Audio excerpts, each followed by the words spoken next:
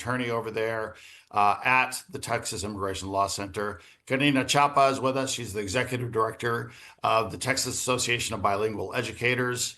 Dylan Corbett is with us. He's the executive director of the Hope Border Institute. Jennifer Wolf-Williams, executive director of the Humanitarian Outreach for Migrant Emotional Health, HOME.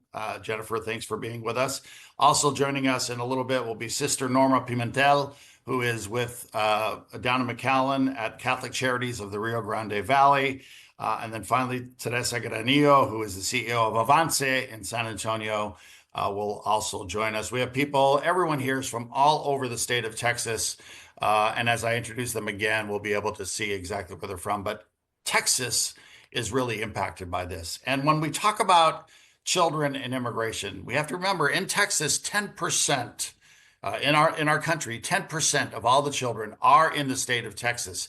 And within that group of 10% of all of our American children, we have to understand that the majority of those children are Latino.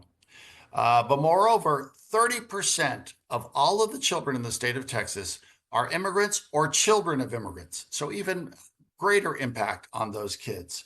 And in cities like Houston and Dallas, what we're looking at is close to 50% of the children are children of immigrants or immigrants themselves. So immigration policy in America is Texas children policy in many ways.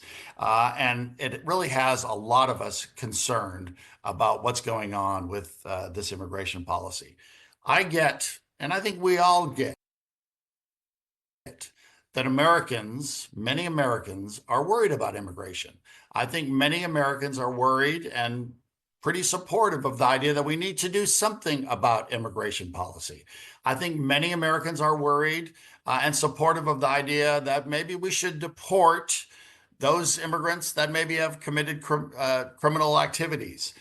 But I think also most Americans really care about kids and don't want us to traumatize children.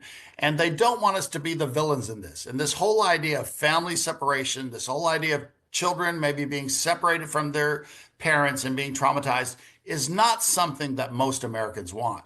So as we talk about immigration policy, we want people to be concerned about children's policy as well. We want people to be concerned about what we're doing with our children, what we're doing with our families. Moreover, in Texas, we need to be worried about the economy because not only does this impact children and families, but it has an important impact on the economy. When I think about this process of immigration, I think Americans want this to be humane. And I think this needs to be sort of the underlying thing as we move forward, is this idea of humanity. And I have been a child advocate for over 2 decades here in the state of Texas, and never have I been so worried as I am right now in regards to the status of our children, in regards to what we're doing with our children. I have worked with the governor, I've worked with the lieutenant governor, and I've worked with the state legislature on many issues. And I'd like to think that we are trusted on those issues in regards to children. And so we are concerned that we're acting without thinking when it comes to children on this issue. So when we talk about these children, these are children at risk. When we talk about Latino children, children at risk. When we talk about immigrant children, these are children at risk. And frankly, as I mentioned before, this is Texas at risk as we talk about these immigration policies. It's important to note that children are uniquely vulnerable when it comes to some of this stuff. And when we talk about immigration policy, we see families that are skipping out on health. They're skipping out on educational help. They're skipping out on any benefits that might even help those children be successful. And so we want to make sure that as we move forward, we continue to think about these things. And all of us here are happy to help in regards to how we think through these things. And so it's not a knee-jerk, let's deal with immigration, because this knee-jerk has an impact on many things regarding our children, many things regarding our future, many things in regards to the state of Texas's future. I think that we can think about immigration and think about children and families at the same time. I think we can solve immigration's challenges and make sure that we're protecting children and families at the same time. And we're here to make sure that that can happen. I want to go next to the Texas Immigration Law Center. Jessica Cisneros out of Laredo. is here to start us off. Jessica, I know that you'll be followed quickly by Anne, but en español, ¿nos puedes hablar un poco en español de lo que estamos hablando ahora? Claro que sí, Bob. Y buenos días a todos. Mi nombre es Jessica Cisneros, soy la abogada gerente en Texas Immigration Law Council. Y de parte de nuestra organización en este momento queremos aprovechar para hablar directamente a las familias que tienen miedo de ser arrestadas, de ser detenidas o de ser deportadas. Es cierto que en las siguientes semanas y meses esperamos cambios en las leyes. Ya hemos visto cambios esta semana. Y es pues también es cierto, ¿verdad? Que pues puede incrementar la posibilidad de que personas que no sean ciudadanos americanos están en riesgo. Y al igual queremos animarlos a mantener la calma y enfocarnos en lo que sí podemos controlar, que es que nos podemos preparar y nos podemos educar. Hay un dicho en inglés que es knowledge is power, significa el conocimiento es poder. Y hay mucha información incorrecta en las redes y en nuestros círculos sociales en este momento porque las personas tienen miedo. Pero también es importante recordar que hay muchísima información que los puede ayudar. Así que tomando pasos ahora para obtener esa información confiable, usted se puede equipar, ¿verdad? Para aprender de cómo proteger su seguridad personal, cómo proteger a sus hijos, cómo proteger a sus finanzas, sus propiedades. Hay varias maneras de poder informarse. Entonces es importante buscar recursos y apoyo que estén disponibles en donde se encuentre usted. Aquí en esta conferencia de prensa pueden ver que hay varias organizaciones que están trabajando en el estado de Texas y es importante saber que no están solos, ¿verdad? Una de las cosas importantes que sí recomiendo como abogada es que usted participe en un taller de conozca sus derechos, y tener consultas con abogados o personas que tengan licencia, que sean de confiar, para que usted pueda saber cuáles son sus opciones en este momento y cuáles son los riesgos y para poder prepararse en caso de que esté en un momento o una situación riesgosa.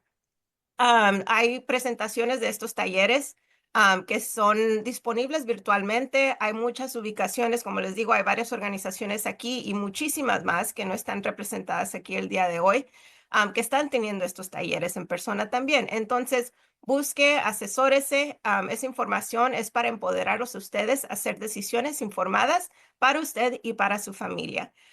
Una de las organizaciones nacionales o una coalición de organizaciones de inmigración es Ready to Stay. En inglés es Ready to Stay.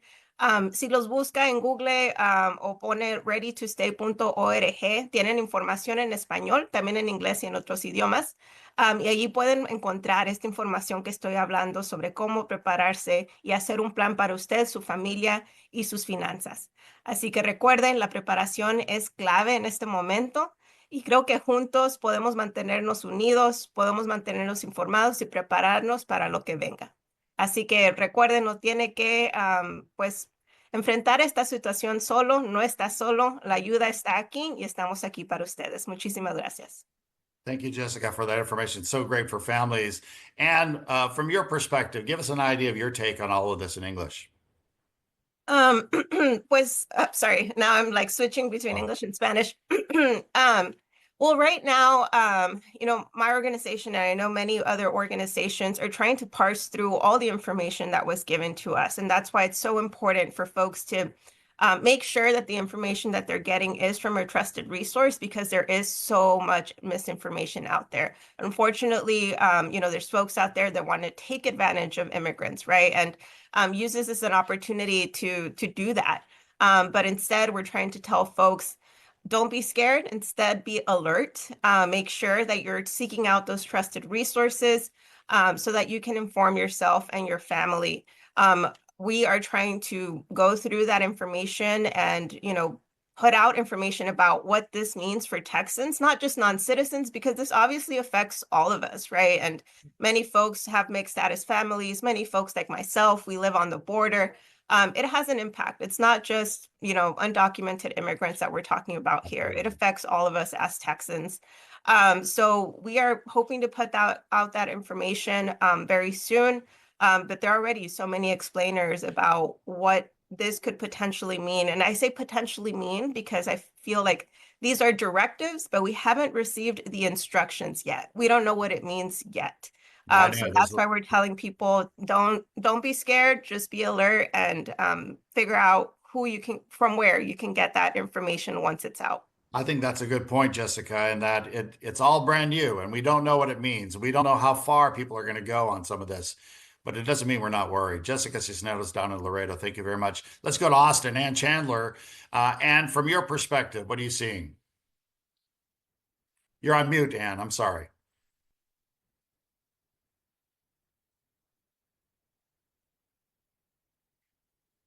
I hate when this happens in a press conference, right? So there you As go. Jessica, as Jessica described, there's a lot we can do right now. Preparation is key. And while these are directives and we don't know exactly what shape and form, we know there are ways to mitigate risk. We know there's ways that we can prepare for apprehensions and things that we're going to see that I think will intentionally look very big, very ugly, and very scary. And so it's our job, our impacted children, our families, this is all of us can support and grab that knowledge we need to be as resilient as possible. So we're here to support. Texas Immigration Law Council will have accurate information on our website, but for real actionable preparation tools that the community, please share with your loved ones in your community, ready at stay for that know your rights information. For individuals who are terrified about one day being arrested, detained, and deported, and what may happen to children that may be citizens or legal permanent residents, there are workshops everywhere in the community right now. Get yourself equipped, get the help of an attorney, and get paperwork in place. Because again, I think with preparation and resolve, we don't have to go into a panic mode. We can just do everything we can to protect one another. Yeah, very good. Thank you, Ann. And thanks for the work that you and Jessica are doing around this. So thank you so very, very much. Let's talk a little bit about education and let's go down to the Valley. Karina Chapa is with us. She is with the Texas Association of Bilingual Educators. She's the executive director over there. ¿Nos puede hablar en inglés y español, Karina, de lo que está pasando? Claro que sí, empezamos en español. Muy buenos días. Mi nombre es Karina Chapa y soy la directora ejecutiva de la Asociación de Educación Bilingüe de Texas. Hoy quisiera abordar las preocupaciones que muchas de nuestras familias pueden tener tras las órdenes ejecutivas recientes relacionadas con la inmigración. Como educadores y defensores de la educación bilingüe y multicultural, queremos dejar algo muy en claro. Las escuelas son y siempre serán lugares de seguridad, pertenencia y aprendizaje para todos los niños, sin importar su estatus migratorio. Primero que nada, las familias pueden estar seguras de que las escuelas públicas siguen comprometidas a servir a todos los estudiantes.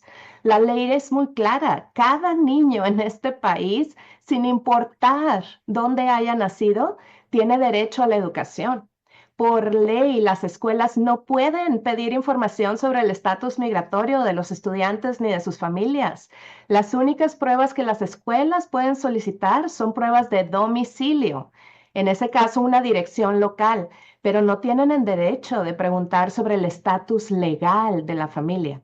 Esto significa que todas las familias pueden enviar a sus hijos a la escuela sabiendo que su información personal está protegida bajo la ley de FERPA, que es la Ley de Derechos Educativos y Privacidad Familiar hasta ahora, la cual protege la privacidad de los registros académicos de nuestros estudiantes.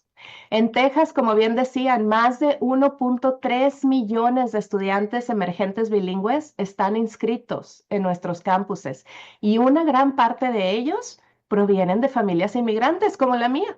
Estos estudiantes representan el futuro de nuestras comunidades y de nuestra fuerza laboral.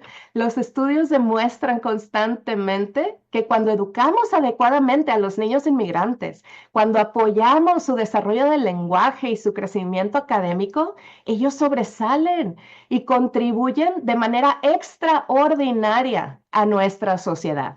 Desde las aulas que llenan hoy hasta los empleos y las innovaciones que liderarán mañana, su éxito está directamente vinculado al bienestar de nuestras comunidades y de nuestra nación, de todo el país. Así que a cada estudiante que me está escuchando, queremos que sepan que ustedes pertenecen aquí. Nuestras escuelas no son solo un edificio, es una comunidad, son comunidades. Sus maestros, consejeros, administradores y el personal escolar están aquí para apoyarlos, escuchar sus inquietudes y estar a su lado. Como decían anteriormente, no están solos.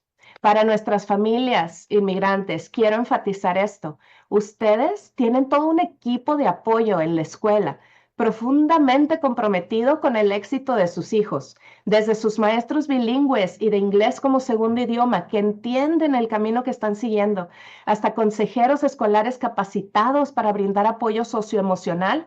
Existe toda una red de profesionales dedicados a abogar por sus hijos en cada paso de este camino.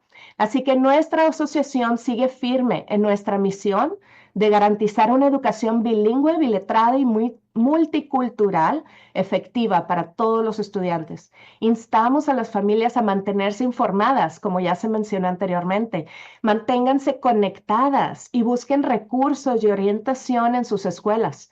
Continuaremos abogando por políticas que protejan sus derechos y la dignidad de cada uno de sus hijos en nuestras aulas. Así que juntos podemos garantizar que cada niño, sin importar de dónde venga, tenga las herramientas, el conocimiento y el apoyo que necesita para triunfar. Muchísimas gracias por este tiempo. Should I do it now in English? Yeah, I have to say, Karina, that no one's getting the press are never going to call Ann and I again. You're too good. So it's so please give us just a synopsis in English would be fantastic. Thank Of course. So my name is Karina Chapa. I'm the Executive Director of the Texas Association for Bilingual Education. And today I would like to address some concerns that our immigrant families might have in relationship to all these new immigration policies that are being signed. So we want to ensure you that as educators, we're also your advocates for bilingual and multicultural education. And we want to be clear, schools are and always will be places of safety, belonging, and learning for all children, regardless of immigration status. In fact, there's several laws that protect your privacy, like FERPA, which is the Family Educational Rights and Privacy Act. It means that school districts and school systems are prohibited from sharing any information to outside entities as of today. And information that you share with them doesn't have to be related to your immigration status whatsoever. All they can ask is for proof of residence, not residency. So proof of residence means where do you live, just to make sure that you live within the neighborhood of a certain school, a certain district, but no one should ever ask you for your immigration status in our school systems. All right, so here in Texas, we have more than 1.3 million bilingual children, and many of them come from immigrant families like my own, right? And we know that as immigrants, we contribute to the development and growth of our society, our community, and our nation as a whole. We know that supporting our students linguistically and cognitively, academically, socially, will have a positive impact in our whole community. So if I have any student listening to us today, we want you to know that you belong. You belong with us. Our schools are not just buildings, they're communities of care. We care for you. Teachers, counselors, administrators, and staff are here to support you, to listen to your concerns, and to stand by you. You're not alone. We are not alone in this. For our families, I want to emphasize, you have also a team of supporters in schools. You have your bilingual and ESL teachers who understand your journey. You have your counselors who can provide that social, emotional support. There is a whole network of professionals. Some of us are here today who will continue advocating 24/7 for you and to keep your rights. So TABE continues in this mission, right, to advocate for our families who are bilingual and for all children to have access to quality bilingual education. We will continue advocating for policies that protect the rights of every child. We know, we are convinced that together we can ensure that every child in Texas, no matter where they come from, has the tools, knowledge, and support they need to succeed. Very Thank you good. so much. Karina Chapa is with the Texas Association of Bilingual Educators. She's the executive director over there down in the Valley. And your point, Karina, and Ann, I'd love for you to unmute yourself. And I want to ask you a quick question on this, because Karina's point about the law being on the side of students as we speak today, and frankly, pretty strongly in regards to the access to schools. I mean, Supreme Court decision saying immigrant children have access to schools, whether they're documented or not. That's an important consideration, isn't it, Ann? It's an absolutely important consideration. And I do want to speak to one of the new policies was announced, and that was the removal of what we think of as secured communities and zones. So for quite a while, we have had measures in place that prohibit any officers from the Department of Homeland Security from entering places like churches, schools, and doing any type of enforcement activity. In a very loud way, we heard the administration to remove that policy. What does that mean? It does not mean that we should not send our children to school. It does not mean that tomorrow we are going to see ICE officers in our schools making arrests. It does not mean any of that. It just means that that is no longer a no-go zone, right? And so it's really important. There are ways that we can decrease the possibility of getting ourselves entangled with law enforcement in a way that's going to harm our beautiful children in this state. But but deciding to not send our children to school is not one of those, right? School is a home of power, of community, of resolve. You're absolutely right. Moreover, we're going to hear a lot in the Texas legislative debate this year about removing free access to K through 12 education for children who may lack particular immigration status or are undocumented. That is not the law. Right now, every child, regardless of their status, has that right to have their confidentiality, their immigration status private, and to attend our schools. Yeah, it's important to note a lot of these things are scare tactics, and we need to stand up and let people know what the realities are. Thank you, Ann, so much. So let's go to Dylan Corbett. Dylan Corbett is out in El Paso at the Hope Border Institute. He's the executive out there, executive director. Dylan, give us your take on some of this en inglés, en español, si puedes. Yeah, thanks, Bob. Good morning, everyone. Good morning to all the colleagues on the call. And thanks to Children at Risk for all the critical work that you're doing to protect our Texas families at this difficult moment. I am the director of HOPE, the Hope Border Institute. We're a faith-based community organization in El Paso, Texas, and we do research and advocacy on border issues.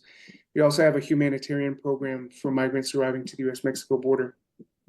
Let me start by saying that the executive orders and all the different actions that we've seen this week, including plans to deploy potentially thousands of Pentagon assets to the border, actions to end birthright citizenship, as Ann mentioned, the reversal of the sensitive locations policy, and really the virtual shutting down of the border to asylum seekers this week. They're all a frontal attack on Texas communities like El Paso.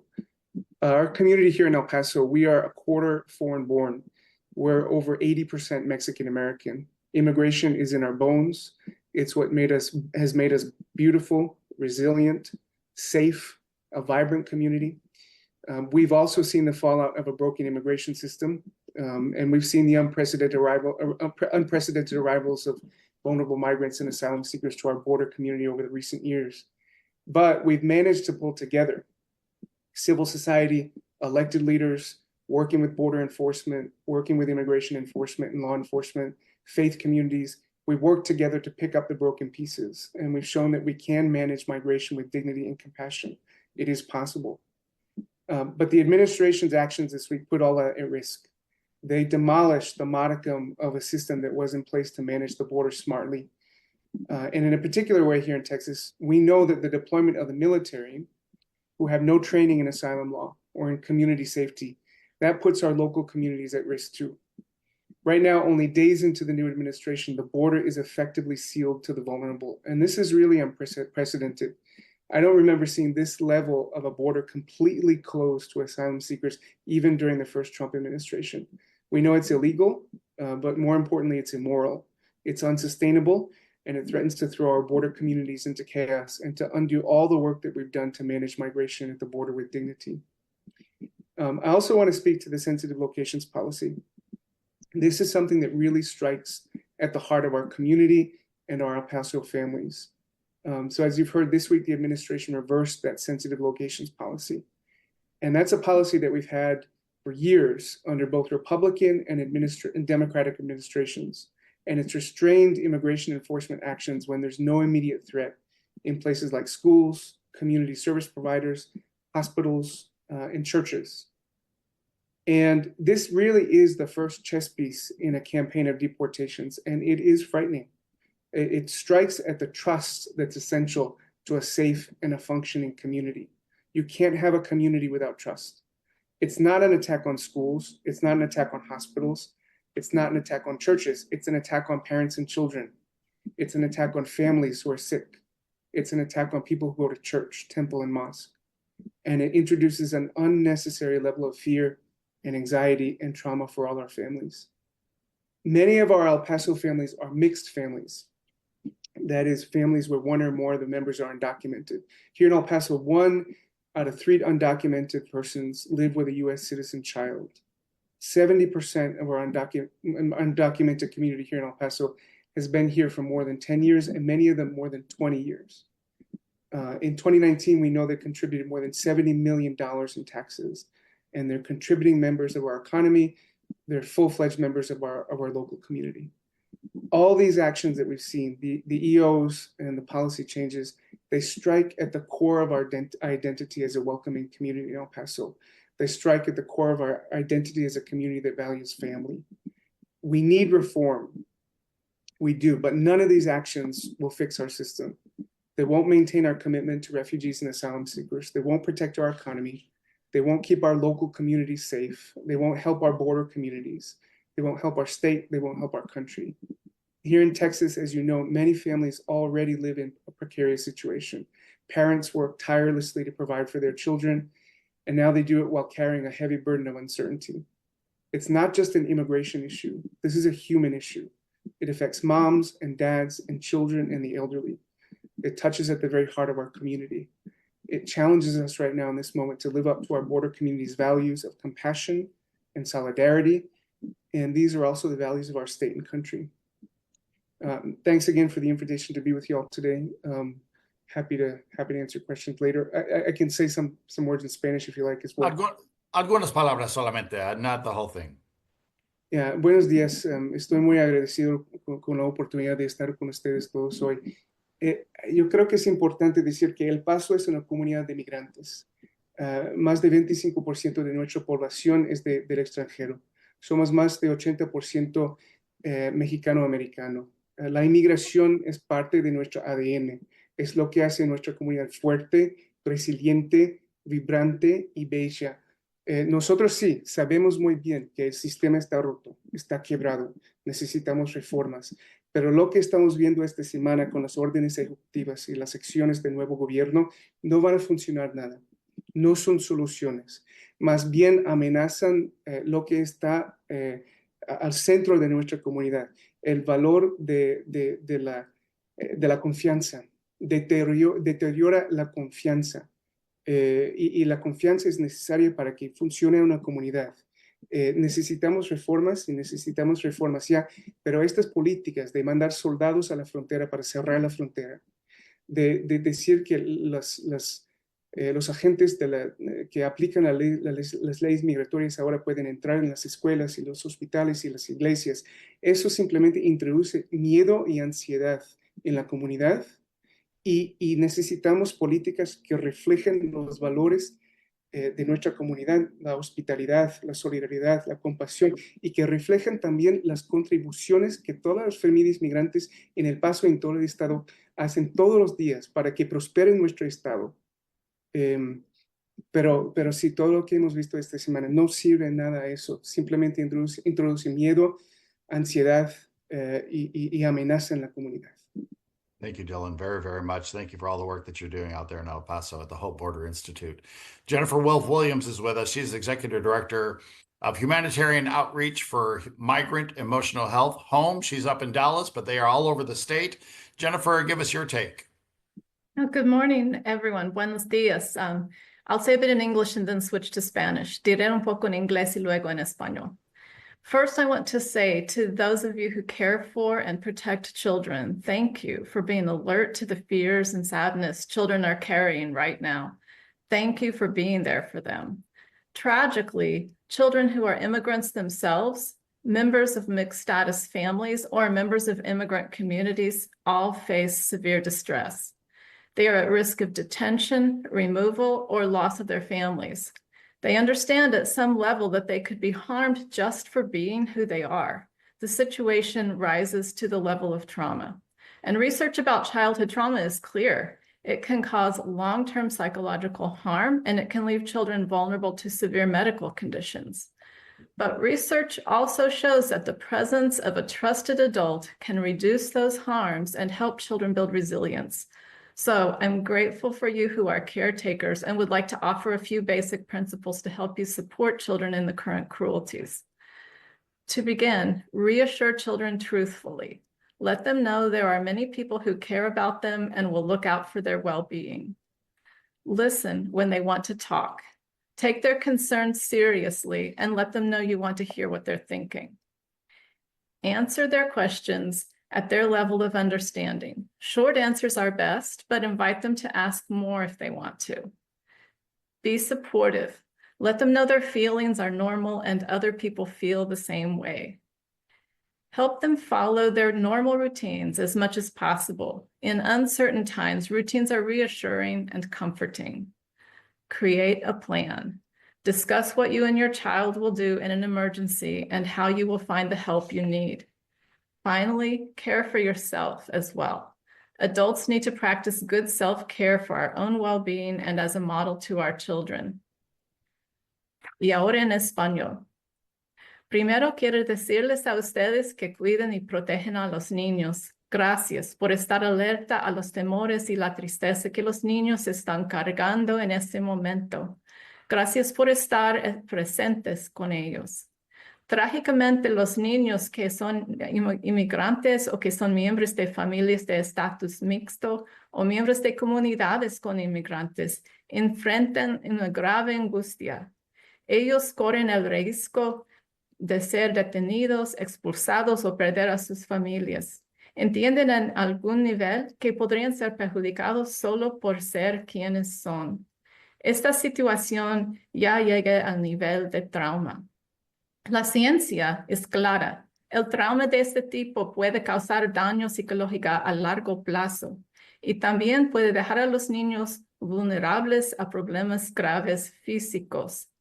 Pero la ciencia también muestra que la presencia de un adulto de confianza puede reducir esos daños y ayudar a los niños a tener resistencia. Así que estoy agradecido por ustedes quienes cuidan a los niños atrapados en estas situaciones riesgosas y quisiera ofrecerles algunos principios básicos. Para empezar, calme a los niños con sinceridad. Hágales saber que hay muchas personas quienes se preocupan por ellos y velarán por su bienestar. Escúchalos cuando quieran hablar. Tome en serio sus preocupaciones y hágales saber que quiere escuchar lo que piensan. Responda a sus preguntas a su nivel de comprensión. Las respuestas cortas son las mejores, pero invítelos a hacer más preguntas si lo desean. Sé solidario. Hágales saber que sus sentimientos son normales y que otras personas sienten lo mismo. Ayúdelos a seguir sus rutinas normales tanto como sea posible. En tiempos de incertidumbre, las rutinas son tranquilizadoras y reconfortantes. Cree un plan. Discute lo que usted y su hijo harán en una emergencia y cómo encontrarán la ayuda que necesitan.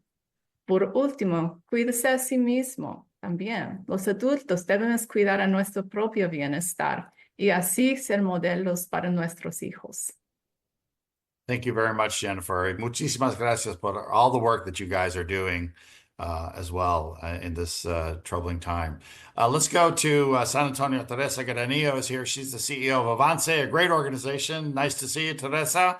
And give us your take on this. I mean, I know you guys do a lot of work in early education, affected by, you're seeing this affecting a lot of parents, a lot of worries. Give us your take, Teresa. Yeah, well, thank you, first of all, Dr. Sanborn and Children at Risk for putting this together and inviting Avance to be here with you all today. Avance's mission is to walk alongside children and caregivers in primarily Latino communities to achieve social and economic justice. We've been doing this for 50 years. We've been providing early childhood education and parenting support and education to families all across Texas. We have been a beacon of hope and support for the Latino community for decades, and we will continue to be that.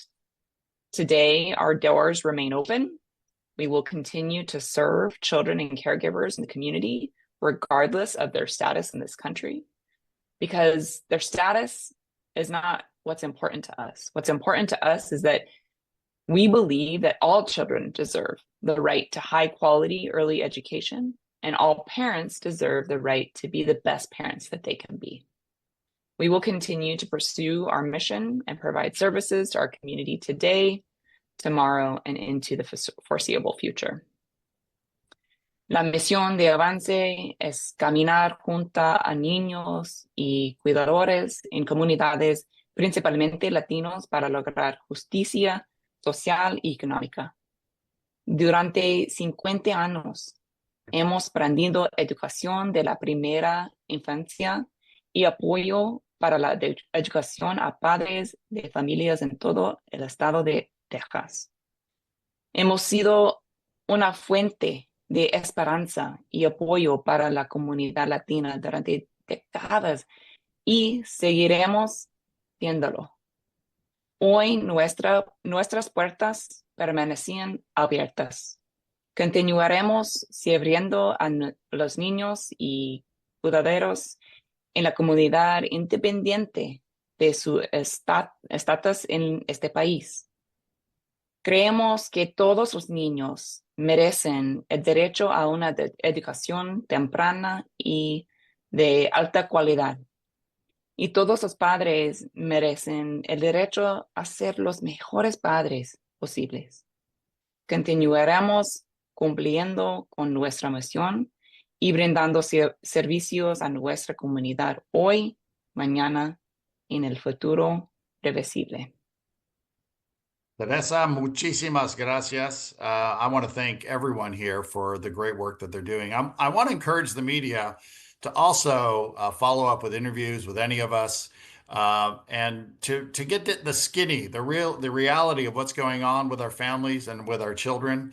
I just think, Dylan, I think you brought up birthright citizenship and the fact that it keeps getting repeated that we're the only country that does it, when indeed in all of the Western Hemisphere, Colombia is the only large country that doesn't do birthright. Everyone does birthright citizenship in our hemisphere. Canada, Mexico, Chile, Argentina, Brazil. So I think it's important that the media sort of understand that there are experts that are happy to help. And I think by and large, they do understand that.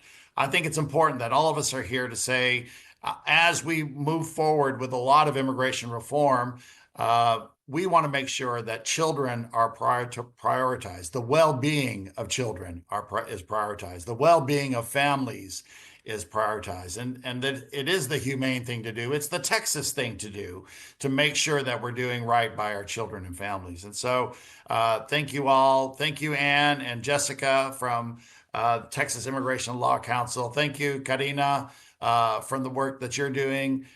Teresa, Jennifer, thank you guys both very much. Dylan, thank you so much for the work that you're doing there in El Paso. We look forward to the press getting back to us with more questions. Thank you all very, very much. Thank you, Bob.